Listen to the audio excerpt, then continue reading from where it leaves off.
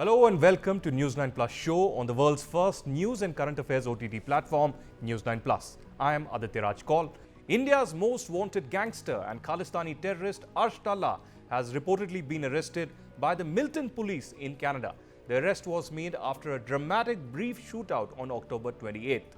Strangely though, the Canadian police has not made the information public yet and not shared anything with the Indian counterparts so far. Arsh Dalla, also known as Arshdeep Singh Gill, had taken over the command of the Khalistan Tiger Force after the killing of his close friend and associate Hardeep Singh Nijjar last year at a Canadian gurudwara. Dalla is also believed to be in touch with the Pakistan ISI and responsible for several killings in India. A lookout circular has also been issued against him by the Punjab police in 2020. In 2022, Dalla and Nijjar were linked with the brutal murder of Manohar Lal, a member of the Dera Sacha Sauda. Later in 2024, Dalla claimed responsibility on social media for the assassination of a Congress leader in Punjab. Dalla is also responsible for smuggling weapons from Pakistan to India using drones. Dalla's gang has had a network around Canada, United States, Europe, UAE, Thailand and Philippines as well. Arsh Dalla gang has had the violent clashes in the past with the Lawrence Bishnoi gang. Dalla has also been recruiting youth in Punjab and Haryana for his gang, luring them with money and foreign visits as well. The arrest of Dalla comes at a time when Donald Trump had been appointed as the President of the United States, and Canada doesn't expect the Trump administration's blind support over the Khalistani extremism that has been growing against India and being plotted from a safe haven on Canadian soil. Now to the questions that we are asking on News9 Plus Show. Will Canada take action against the designated Khalistani terrorists now that there's immense pressure on them, not just from India, but from United States as well? Will the Trump administration change its policy, the US policy towards the Khalistani extremists in the new administration? And finally, will the Five Eyes intelligence cooperation be impacted in the Trump administration? And joining me to discuss this and more are Sameer Kaushal live from Canada, who's a senior Canadian journalist. We also have Surender Singh, Laali, political analyst on international affairs. And finally, we have Robinder Sachdev, foreign affairs expert, joining us. Going across live to my friend Sameer Kaushal. Sameer, how do you see this development? Of course, we don't know the details of it yet, of what exactly has happened, and we will probably know in the next few days.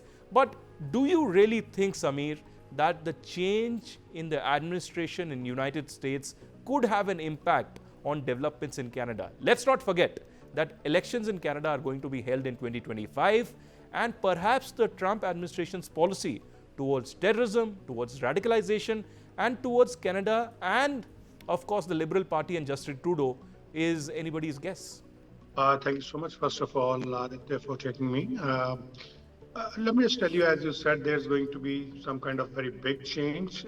For now, we can't say. It is very immature to say anything, whether there's going to be more tougher part by the Liberal government on the crime or some anti-social elements. As far as this news is concerned, as you said, that Arshdeep Dalla has been arrested or has been charged by Canadian authorities. It's not confirmed yet by the official authorities. It's still in the unconfirmed reports that he has been arrested. As far as the content of this matter is concerned, there are certain reports that Milton Police they arrested two persons for some shooting incident, and they haven't confirmed yet the name of any of the arrested person or those who have been charged. Right. But what they are claiming that one of the person is 28-year-old from Surrey. So still things needs to be confirmed by the police. So we are waiting for that confirmation. But as far as your question, that now in US there's a new regime, the new president-elect Donald Trump, and he is having a different approach towards the immigration and the crime as well as the economy. Yes, definitely there's going to be a very big turn in Canadian politics as far as the economy is concerned, as far as our new NAFTA is concerned, the North American Free Trade Agreement is concerned. The things are changing in different way. Canada has made their own new a team which is going to deal with economic matters with the new regime. Till January, I think Mr. Joe Biden is going to remain the president of the United States. So still, there are so many things going behind the curtain. The diplomacy right now is going on a very high level as far as the crime is concerned. Canada is, or Canadian people are more concerned about the immigration or the migration influx from United States, as Donald Trump already confirmed so many times on different media platforms that he is going to deport so many illegal immigrants. So I think there's going to be a big surge of those individuals or those elements into the south, the north of the border towards Canada. So Canada is going through so many challenges, and one of the challenges definitely how Canada is going to deal with the antisocial elements and especially with the immigration flow. Right, but will Trump's victory in US undermine the Khalistan backers really? That's the big question. Surender Singh, Laali, I love that Indian tricolor behind you. But as a proud Sikh, as somebody who believes in the core principles of Sikhism, brotherhood, somebody who really does not provoke any kind of terrorism or violence, how do you feel, how this debate has shaped up, be it in Canada, be it in the so-called Five Eyes intelligence? I heard reports of even in New Zealand on 9th and 10th of November, that is just yesterday and day before yesterday, there were these Khalistani protests happening against the Indian government and against the Indian people. What do you think that Canada needs to do now? Will Canada really act against these elements? Thank you, Mr. Kaul. It's a pleasure and honor for me to be here. And I guess you've read my mind. I take pride in being a citizen of India and especially a proud Indian Sikh. But having said that, as much as I'm willing to celebrate and, what recently has happened in Donald Trump's change of regime, but I think the jury's out on this one. It's because these Johnnies have been in the Canadian system like a cancer for the last 40 years. I mean, when, Pierre Trudeau chose not to extradite, upon Indira Gandhi's requests, Mr. Yes. Parmar, and had he done that, maybe we wouldn't have lost Air India, Kanishka, with 320 lives, including 84 children.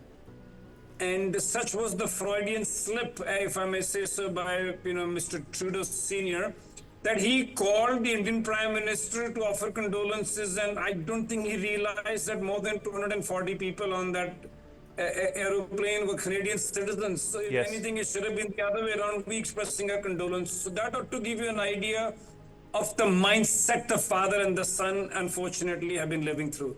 They're in the RCMP, they're in the Peel Police, they're in the Border Security Forces. And, the Prime Minister of the country has been beholden to somebody called Jagmeet Singh, who only had 25 seats.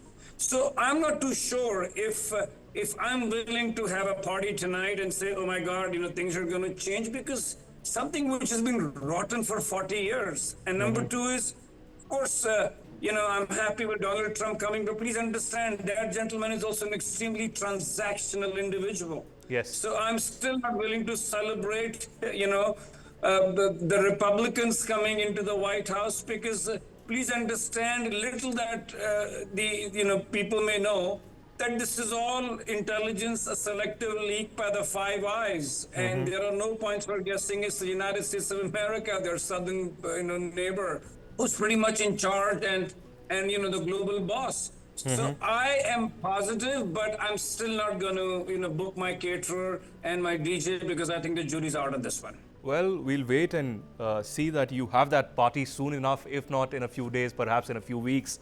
We'll certainly wait for that moment. But Robinder Sachdev, as a foreign affairs expert, we've interviewed you several times. Dr. Jaishankar said something very interesting yesterday that has really gone viral. He was being asked about the new presidency in the United States. And he said, and I quote, Prime Minister Modi's call was among the first 3 calls President Trump took. This is big. I know a lot of countries are nervous about America today. Let's be honest, we are not one of them. So certainly a big message there by Jaishankar, saying that of course Trump and Modi have a different kind of a bonhomie that was visible last time around as well, when Trump was the 45th president of the United States. But do you think that on matters of extremism, on matters of terrorism, on matters of online radicalization, etc., there would be much more swifter coordination, acceptability, and perhaps US and India could be on the same page? Thank you so much. A pleasure to be with you, Honor.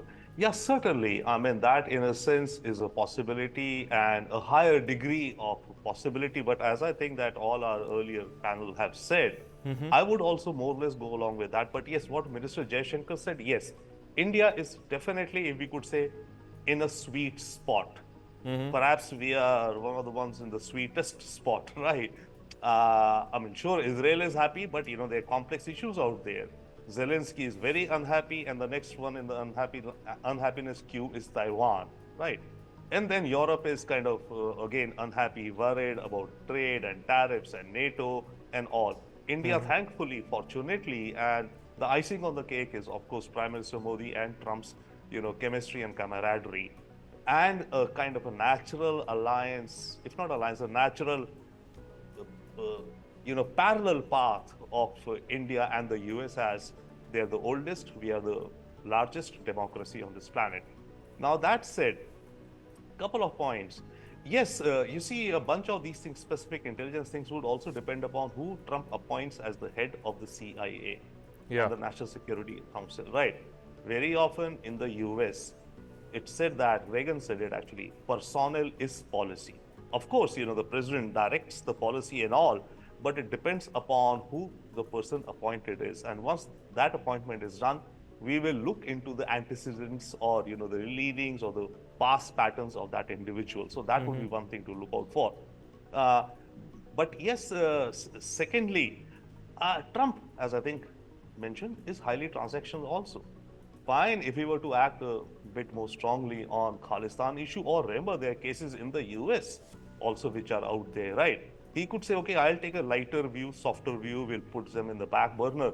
What do I get in exchange for this? I mean, he may be a great friend, but he'll say, fine, I could do that. But as they said, he's transactional in nature, of course. Yeah, he would absolutely, right? Now, coming to the, so that's there, but at the same time, there's a higher degree of hope that there'll be more, more empathy, let's use that word, empathy, better understanding of India's position by a Trump administration. Of that, there is absolutely no doubt. Right. Now, talking of Canada, I think what in Canada we are seeing is a structural issue, is a systemic issue. Even if Trudeau goes, out of the Liberal Party, somebody else Liberal comes, or they lose the next election, the Conservatives come to power. The Conservatives also have a good section which is soft to Khalistan. Their deputy leader, Tim Uppal, I remember on the day of the Nijjar debate in their parliament, he said that, I'm just coming back from the home of Bhai Nijjar by paying my homage to him and condolences to his son, and this, etc. So the Conservatives are also very much influenced, or they find support.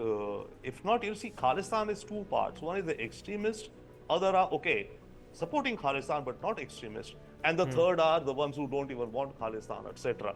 So barring the Khalistani extremists, there's a huge chunk out there. So that's a systemic problem. And as I think earlier speaker mentioned, Jagmeet Singh with 24 seats, he's withdrawn support from Trudeau, and that entire party is actually largely, or to a good extent, drawing its support base from the Indian Indo-Canadian community. So this is a structural problem in Canada, which we will not be able to wish away. It will take time. Okay, the next one who comes will be, and also not 180 degree opposite to Trudeau, but maybe there'll be much less, or they'll be much more caring or listening or empathetic, again, empathy with respect to India. So these are a few things. And lastly, I think the first speaker said that Canadians are right now worried about the illegal migrants who will be coming over to Canada after Trump takes office. I think Canadians are equally, if not worried, but they're welcoming a large number of North Americans who will, disappointed with the Trump victory, don't want to live in America, will be moving to Canada. Well, let's see what happens in the next few weeks and months. We still have few weeks left to January 20th, inauguration that will happen. But Sameer Kaushal, coming back to you, we saw the developments that happened after the incident at the Hindu temple. We saw, of course, the arrest of Indrajit Gosal as well. But immediately after arrest, he was released. What does this really convey? Is the police in the Peel region in Brampton really interested to act? Or do you think they are in some kind of a political pressure? Because we've seen that when the condemnation of the act really happened, nobody wanted to mention who was provoking. Were the Khalistanis provoking or were the Hindus provoking? So they just casually mentioned that we condemn the incident without naming any particular group, etc. To be honest, everybody wants to please everyone in this country now. Yeah. Though we have a Charter of Rights, and the Canadian Charter gave this power or this right to every Canadian to hold a peaceful assembly or peaceful demonstration, protest. But the things are going out of hand. We have seen in the past as well. And it's not just only in the past, but if you go a few decades back, the same happenings continued in the past as well. But as far as your question is concerned, whether the authorities are now taking charge or are they taking serious actions or enough serious actions now, I am not very much sure, to be honest with you, because as I said, everybody wants to please everyone, and it's election time, and there are certain pockets of Indo-Canadian diaspora, those who are not happy or satisfied with the police, the action of the police, and the model of the police in different jurisdictions is, it's very different from one another. Some are following the community policing, some are with the federal policing model. So as far as the charter is concerned, everybody's following that. I want to also ask you, I agree with you that the police in the Peel region in Brampton could be different from RCMP or in Surrey or different areas. But what does it really convey when a police constable or an officer is part of those Khalistani protests? In this case, Harjeet Sohi, who was seen in multiple protests holding banners as part of the, these Khalistani groups. And he might have been suspended under pressure right now when the clips really went viral on social media. But what does this say about the accountability and the credibility of the police in Canada? Definitely, it's a matter of great integrity, and it's a matter of trust. The trust has been broken as far as the agencies are concerned. It's not just only you or other journalists or those who are saying. One of the member of parliamentarian, Mr. R. Chandra, he has been vocal about this, and he categorically say on social media that our agencies or our different forces are infiltrated with the Khalistan ideology, though this is just an ideology for now, and there are certain people. One of the previous guests, they already said that there are two type of supporters for that. One is the extreme radicals, and there are certain silent supporters as well for this ideology. But the forces, especially the police service, the different agencies having this kind of ideology or influenced with this kind of ideology, definitely there's a trust issue between the masses, who they're going to report when there's going to be threatening calls from those radicals, or if they find themselves into a position when they are going to seek for some kind of justice. I mean, definitely it's a matter of integrity. It's a matter of integrity, but it's also really heartening to see the Indian community unity that was displayed in Brampton. In many cases, Hindus and Sikh community members really coming out together and asking for justice against the Khalistani radicals and extremists. And that is my question to Surender Singh Laali. Again, I know that you are the lone Sikh panelist here representing the community. But this morning when I woke up, the first video that I received was from an Indian community member abroad of Hindus and Sikhs coming together in Barcelona in Spain in helping the community out there, the locals who were affected by the floods. So, Mr. Laali, these Gurpatwant Singh Pannus of the world, Indrajit Gosals of the world, Khalistan Tiger Force, Babbar Khalsa, Sikhs for Justice, etc. The lone agenda that they have at the behest of Pakistan ISI and others is to break this brotherhood and camaraderie between Hindus and Sikh community. Will this ever happen? And what do you say about the unity displayed by the Indians and Hindus and Sikhs in Canada? With all humility at my command, I don't think I represent the Sikh community. I represent the Republic of India. I don't Sure. want to I respect that. reduce myself to, because I'm an Indian first, and maybe I could wear my religion on my sleeve. Absolutely. So I stand corrected. It's all right. It's all right. And yesterday I was part of a very large procession slash event where we protested outside the Canadian ambassador's house, and there were Yes. about 1,000 people. And I didn't bother to check the religion because end of the day, as I said, we're all Indians. And number three is, please understand that these are fringe groups that Western economies nourish under the bogey of free speech simply to have a more negotiating, tool with us. And Mr. Yes. Sachdev rightly said that we're in a sweet spot. Why Yes. are we in a sweet soft spot only post 1991? I mean, we were a democracy then too, but we weren't required then. That was post Cold War. Suddenly, China and America are going loggerheads, and America wants to negate or control China in the Indo-Pacific. So where else do you go? You go to India.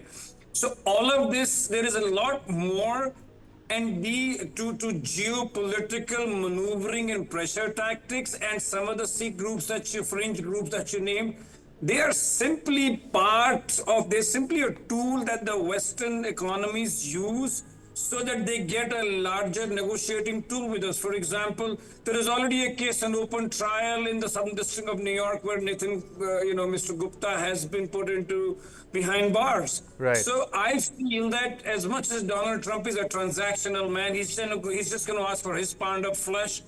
And that's probably all going to be about, because please understand that, they have Sikh referendums and Mr. Pannu has a Sikh referendum.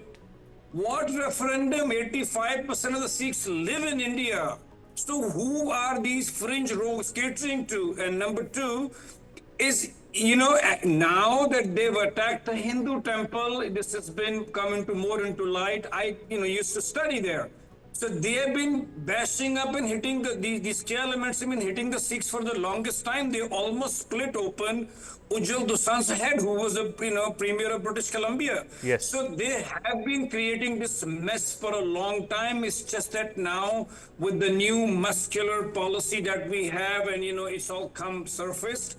Otherwise, they have been operating there for 40 years, and these groups are nothing else but extensions by the deep state who purely funds them. Fair And no enough. secrets for ISI, and now even China behind it. So this is all part of a large game, and I call this Cold War 2.0. All right, fair enough. Last word to Robinder Sachdev on the show. Mr. Sachdev, on this issue of arrest of Arsh Dalla, very strangely, Canadians haven't really come out in public about the names of people arrested, their crimes, and nothing so far has been shared with the Indian intelligence agencies or the Ministry of External Affairs. What does this say?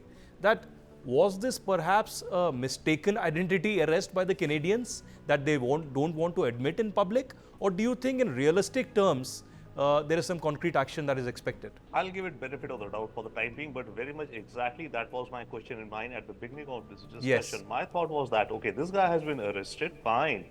What intelligence will they extract from him?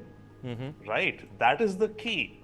I mean, okay, he's been arrested, but they'll interview him, interrogate, whatever we define the exact term as. They should be able to get a lot of useful information, intelligence from this guy, and then they could be acting further on those leads, right? It's not that if you kind of arrested or charged one guy, you're looking at a whole story to unravel behind that guy.